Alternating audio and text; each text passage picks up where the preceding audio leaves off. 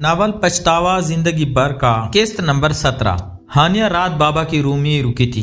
काफी देर दोनों बाप बेटी बातें करते रहे और दुख दर्द बांटते रहे एक दूसरे का। बाप की हालत देखकर हानिया को बहुत दुख हुआ।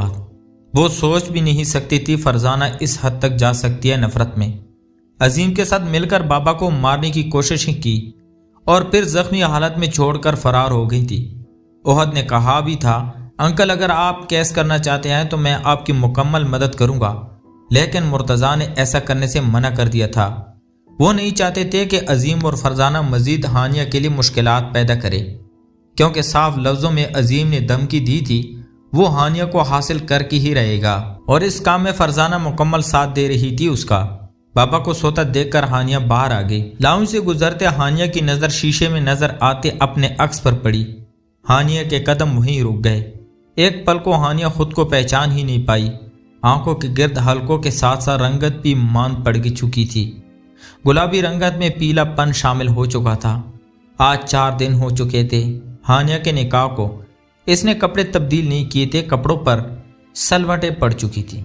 जो कपड़े निकाह के वक्त शबनम ने जबरदस्ती पहनाए थे वहीं पहन रखे थे। रात बाबा भी बार बार हानिया को देख रहे थे, लेकिन वो पूछ ना सके तुम खुश हो या नहीं, क्या हो गया ये सब। आंसू आंखों में जमा होना शुरू हो गए थे। हानिया ने बेदर्दी से आंखों को साफ किया। क्या हुआ हानिया, तुम रो रही हो?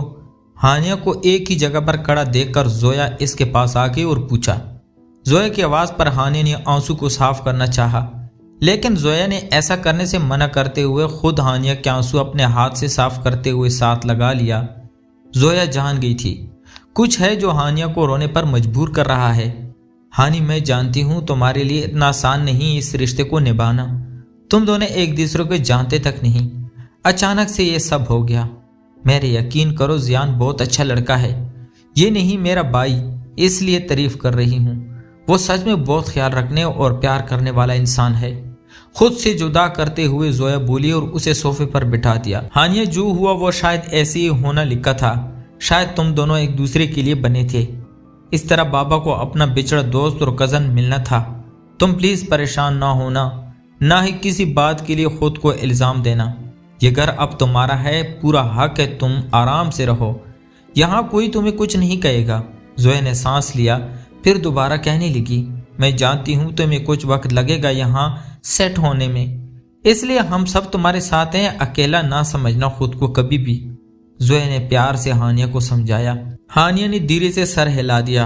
सही तो कह रही थी जोया, अब ये उसका घर है, यही रहना है उसे। रही बात जोया की तो उसे समझने में ना जाने कितना वक्त लग जाता। अब जो होना था वो तो हो गया, इसे बदला तो नहीं जा सकता। क्या हुआ हानिया, किस सोच में हो? हानिया को चुप और ख्यालों में खोया देखकर जोया ने कहा, उठो और जाके कपड़े बदल लो। तुम्हारे कपड़े मैंने अलमारी में कल रात लगा दिए थे। हानिया ने तशक्कुर से जोया को देखा और उठ गई। आप बहुत अच्छी हैं आपी। जोया के हाथ पकड़कर हानिया बोली, तुम भी बहुत अच्छी हो पगली। जोया ने मुस्कुराकर कहा और उसे कमरे में जाने का इशारा किया। हानिया ने सर हिलाकर कमरे की तरफ रुख कर लिया। अच्छे लोगों के साथ ही बुरा होता है, जोया सिर्फ सोच कर रह गई। हारिस ने रानी को कॉल मिलाई। कुछ ही सेकंड के बाद रानी ने कॉल उठा ली और जो खबर हारिस ने उसे सुनाई वो सुन के पहले तो यकीन ही ना कर पाई। क्या तुम सच कह रहे हो? सबूत दिखाओ मुझे, अभी आकर स्क्रीनशॉट लेके सेंड करो। रानी को शक हुआ कहीं हारिस मजाक तो नहीं कर रहा। हाँ सच कह रहा हूँ और सबूत भी दिखा देता हूँ तुम्हें। हारिस ने सिगरेट का कश लेते हुए कहा। वाओ हारिस, तुमने सच में कर दिखाया। मैं मान गई हूँ तुम सच में प्यार करते हो मुझसे और मेरे लिए कुछ भी कर सकते हो। रानी जोश से बोली, शुक्र है तुम्हें यकीन तो आया अब, वरना मुफ्त में बदनाम किया हुआ था तुमने। अब ऐसी भी कोई बात नहीं, बदनाम नहीं किया था, बस अपना हक मांगती थी, क्योंकि तुम सिर्फ मेरे हो। मैं किसी के साथ नहीं बांट सकती, चाहे वो तुम्हारी बीवी ही क्यों ना होती, और इतना प्यार करती हूँ। रानी की बात सुनकर हारिस ने कहा, हाँ बहुत ज्यादा करती हो, नहीं रह सकती। मेरे लिए क्या कर सकती हो? मेरा मतलब है अगर मैं कुछ कहूँ तो क्या तुम वो मानोगी? हारिस जान गया था उसकी माँ कभी रानी को बहू के रूप में कबूल नहीं करेगी, इसलिए कुछ सोचते हुए कहा, हाँ मान लूंगी, तुम कह कर तो देखो। रानी ने झट कहा, चलो वक्त आने दो, फिर बताऊंगा क्या करना है। अभी फोन रखता हूँ, बाय। वाह आरिस, तुमने कमाल कर दिया। अब बस जल्दी से हमारी शादी हो जाए। रानिया दिल ही दिल में खुश होते हुए खुद से बोली, इतनी बड़ी खुशी मिली है आज, माँ को बताती हूँ, उनका ख्वाब पूरा होने वाला है। रानी सोचती माँ को काल मिलाने लगी। हानिया ने धड़कते दिल के साथ कमरे का दरवाजा खोला। दरवाजे में खड़े होकर पूरे कमरे का जायजा लिया। जियान सामने बेड पर बेखबर सो रहा था। हानिया कमरे में दाखिल हो गई और अलमारी की तरफ कदम बढ़ा दिए। धीरे से अलमारी का पट खोला और हैंगर में लगे अपने कपड़े देखने लगी जो बाबा ने रुखसती के वक्त शबनम से पैक करवाए थे। सारे कपड़े पहले से इस्तेमाल शुदा थे, वही कपड़े हानिया के साथ आए थे। इन्हीं में से नीले रंग का सूट निकाला और लेके वॉशरूम चली गई। नाश्ते के मेज पर हानिया, जियान और मुर्तजा को छोड़कर घर के बाकी अफराद आ चुके थे। जोया ने सबका नाश्ता तैयार किया और लगा दिया। बेटा ऐसा करो, मुर्तजा का नाश्ता मुझे दो, मैं उसे कमरे में ही दे आता हूँ। फिर उसने दवाई भी खानी है। फारूक उठते हुए बोले, जी बाबा मैं लाती हूँ। जोया कहकर किचन में वापस चली गई। क्या बात है बेटा, तुम बहुत चुप चुप लग रहे हो, खैर है ना? ओहद को खामोशी से नाश्ता करते देखकर फारूक साहब ने कहा, जी बाबा खैरियत है, बस ऐसी ही। अब बाप को क्या बताता, जोया को लेकर परेशान है। उसकी बहन की जिंदगी में दुख ही दुख नजर आ रहे हैं। हारिस ने इतना बड़ा धोखा दिया, उस वजह से परेशान था, लेकिन अभी कुछ नहीं बता सकता किसी को। ओहद सिर्फ सोच सका लेकिन बोल ना पाया। हो बेटा, मुझे आपसे जरूरी बात करनी है। फारूक साहब मतलब की बात पर आए। जी बाबा बोले, क्या बात करनी है?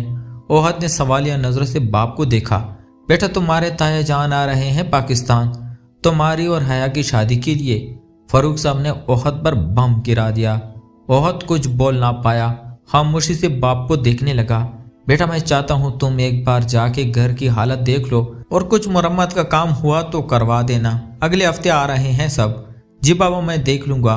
ओहद इस वक्त हारिस को लेकर उलझा हुआ था, इसलिए खामोशी से मान गया और कोई सवाल जवाब ना किया, वरना वो साफ इनकार कर देता। फारूक साहब ने शुक्र का कलमा पढ़ा कि ओहद बगैर बहस किए मान गया है। ये ले बाबा नाश्ता।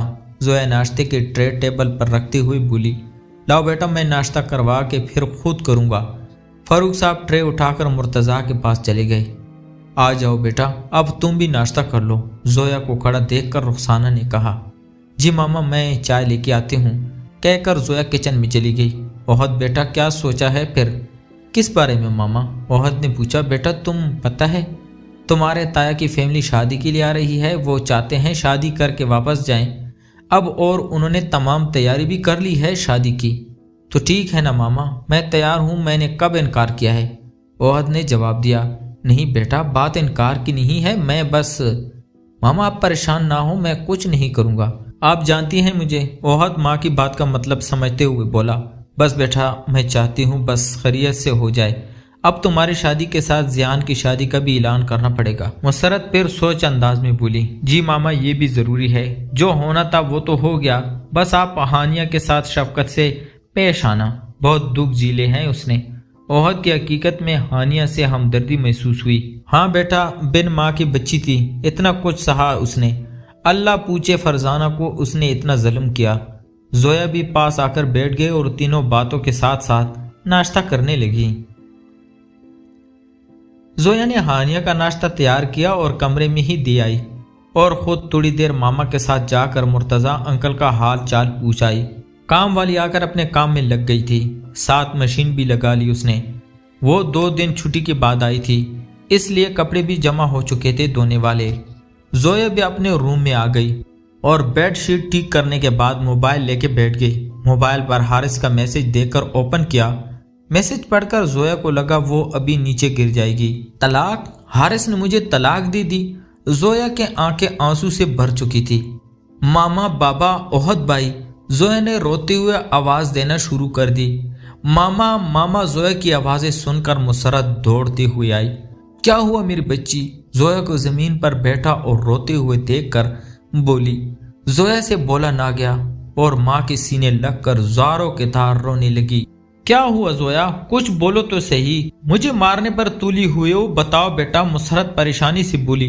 اوہد اور فاروق صاحب بھی زویا کے پاس آ چکے تھے۔ اوہد نے جلدی سے دروازہ بند کر دیا تاکہ آواز باہر نہ جائے۔ اوہد تھوڑا تھوڑا سمجھ چکا تھا ضرور حارث نے کوئی بات کی ہوگی جو زویا یوں ٹوٹ کے رو رہی ہے۔ بولو بیٹا کیا ہوا ہے، کیوں رو رہی ہو؟ فاروق نے پوچھا۔ بابا وہ زویا سے بولا نہ گیا اور موبائل اٹھا کر سامنے کر دیا۔ اوہد نے زویا کے ہاتھ سے موبائل پکڑ لیا اور میسج پڑھنے لگا۔ اوہد نے سختی سے لب آپس میں جوڑ لیے اور زویا کو سینے سے لگا لیا اور خود بھی رونے لگا۔ بس چپ میری جان، ابھی تمہارا بھائی زندہ ہے، تم پریشان نہ ہو۔ کیا ہوا ہے، کچھ بتاؤ گے؟ اوہد کو روتے دیکھ کر فاروق اور مسرت کے دل کو کچھ ہوا۔ بابا اس کم ذات نے زویا کو طلاق دے دی ہے۔ اوہد ہمت سے بولا۔ کیا؟ فاروق اور مسرت دونوں اپنی جگہ ساکت ہو گئے۔ یہ کیسے ہو سکتا ہے؟ ہاں بابا ایسا ہی ہوا ہے۔ زویا کو بیڈ پر بٹھا کر اوہد نے پانی کا گلاس اسے دیا۔ مسرت بیٹی کو ساتھ لگا کر رو رہی تھی۔ فاروق صاحب کرسی پر ڈھہ گئے۔ اوہد نے دکھ سے تینوں کو دیکھا اور شروع سے آخر تک سب بتانے لگا۔ او مائی گاڈ، اتنا کچھ زویا تمہارے ساتھ ہوتا رہا اور تم نے ہمیں کچھ نہیں بتایا، کیوں بیٹا؟ فاروق صاحب ٹوٹے لہجے میں بولے۔ بابا میں آپ کو پریشان نہیں کرنا چاہتی تھی۔ زویا روتی ہوئی بولی۔ بیٹا تم چپ کر جاؤ، رو مت۔ مسرت نے زویا کو سنبھالنا چاہا جو مسلسل رو رہی تھی۔ اوہد نے میسج دوبارہ پڑھا۔ بابا ایک طلاق دے دی ہے اس نے۔ اوہد ٹوٹ چکا تھا لیکن خود کو مضبوط دکھانے کی اداکاری کر رہا تھا۔ فاروق نے اوہد کو باہر آنے کا اشارہ کیا اور مسرت کو زویا کے پاس رہنے کا کہہ کر باہر نکل گئے۔ وہ نہیں چاہتے تھے زویا کے سامنے کوئی بات اب کریں، اس لیے باہر آنے کا کہا۔ یہ تم نے کیا کر دیا ہے حارث؟ رخسانہ کو جیسے ہی پتہ چلا حارث نے زویا کو طلاق دے دی ہے وہ غصے سے پاگل ہو گئی۔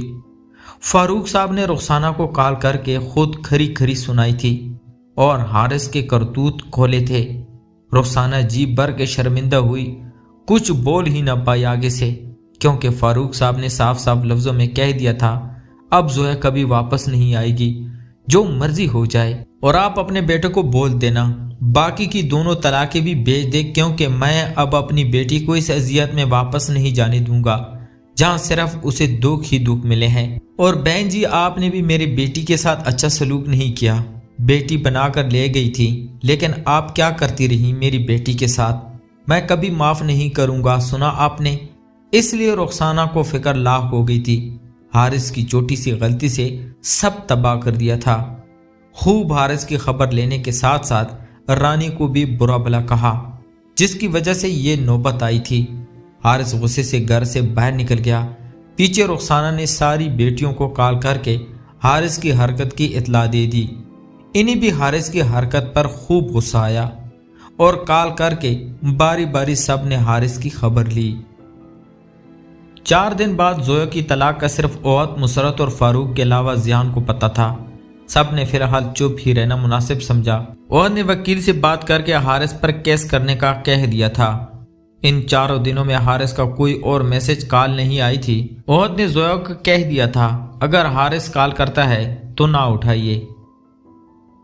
زویا کو طلاق دینے کے بعد حارث بے چین سا ہو گیا تھا، اسے کہیں سکون نہیں مل رہا تھا، ہر جگہ وہی نظر آ رہی تھی، کام میں بھی جی نہیں لگ رہا تھا۔ رانی کے پاس بھی گیا لیکن زیادہ دیر تک ٹک نہ سکا اور واپس آ گیا۔